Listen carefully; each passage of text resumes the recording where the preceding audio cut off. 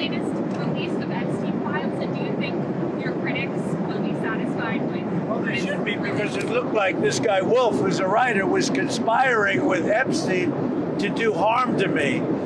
And I didn't see it myself, but I was told by some very important people that not only does it absolve me, it's the opposite of what people were hoping, the radical left. That Wolf was a third-rate writer, was conspiring with Jeffrey Epstein to hurt me, politically or otherwise, and that came through loud and clear. So we'll probably sue Wolf on that. Sir, did you speak, or did you have any knowledge? And maybe the Epstein estate, I guess. I don't know, but we're going to certainly sue Wolf. You want to sue the Epstein estate? Well, you may, I guess so, because he was conspiring with Wolf to do harm to me politically. That's not a friend. On your plan for Venezuela oil, sir. You okay down there? You okay?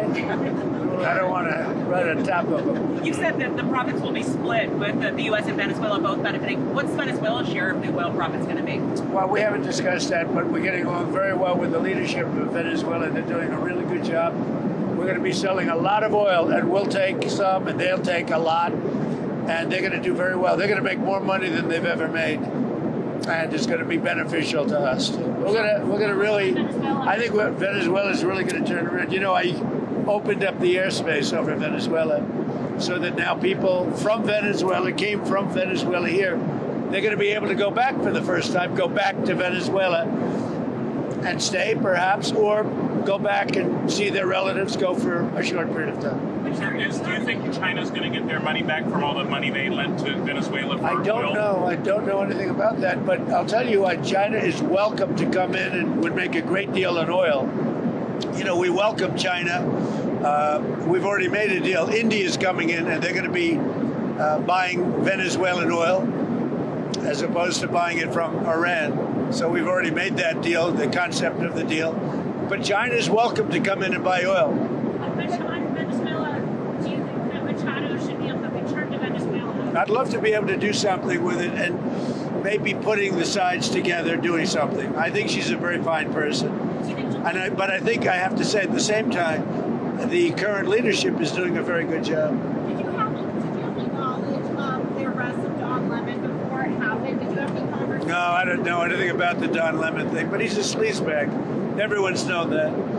He's a wash-up. Probably, from his standpoint, the best thing that could happen to him. He's getting, he had no viewers. He was a failure. He was a failed host, and now he's in the news. I didn't know anything about it. No.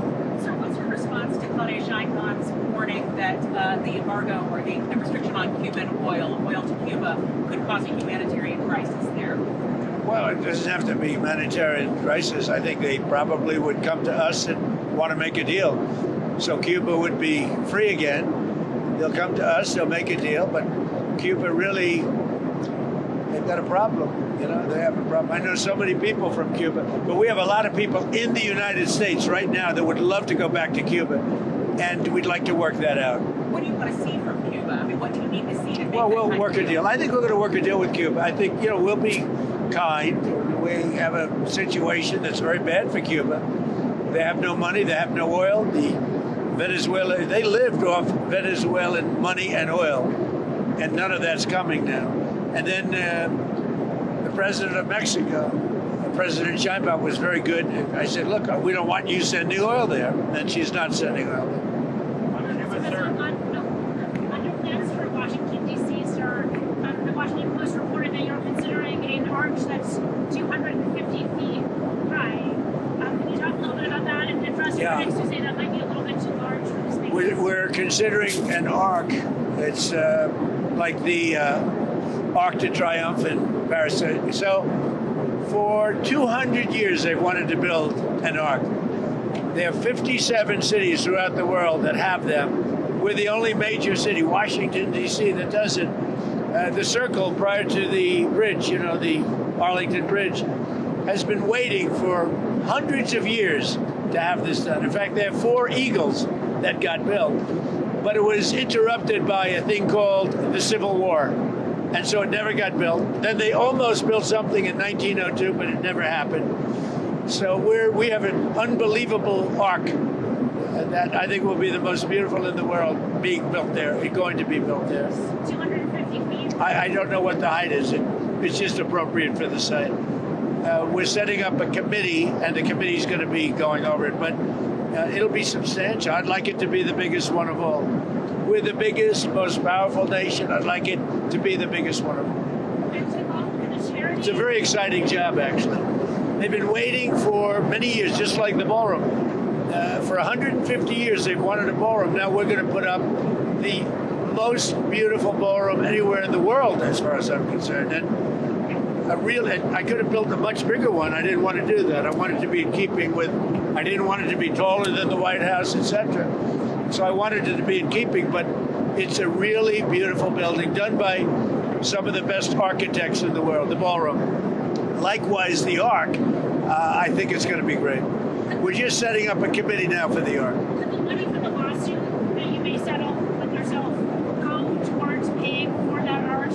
Well, we hadn't thought of it, but we're going to probably, it's sort of a strange position because I have a lawsuit, like the break-in of Mar-a-Lago, and if I pay myself, that somehow will never look good.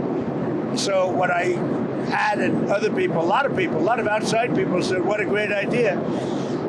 Because nobody cares how much if it goes to good charities. So you settle by giving charities a lot of money. And I think we're going to do something like that. We're looking to do something like that. Charity needs to pay for the development of the arch. No, I don't think either of those two. I'm talking about American Cancer Society. A lot of I think they should be probably established charities. On Iran, you have, I would say established and respected charities. on Iran, you have threatened those secondary tariffs on countries doing business with Iran. We haven't seen those yet. What are you holding off on? Well, we're going to see. Look, we have a lot of things happening right now with Iran. We have a tremendous fleet going in that direction, and they're talking to us. So a lot of things could happen. And the Canada tariffs, sir, that you talked about, are those coming? Well, that was on the airplanes. Are you talking about the airplane? About the China deal that they did. Oh, well, if they do a deal with China, yeah, we'll do something very substantial. Because we can, look, I have a great relationship with China, President Xi, but we don't want China to take over Canada. And if they make the deal that he's looking to make, China will take over Canada. And the first thing they're going to do, end ice hockey. Speaking of China, sir, there was a military purge in that country a week ago. What do you make of that? Well, as far as you're talking about China? Yeah, As far as I'm concerned, there's one boss in China, that's President Xi. That's the person I'm dealing with. Are there any concerns about stability? No, I think President Xi is the boss. I watch it very closely, and he's highly respected in China. He's the boss.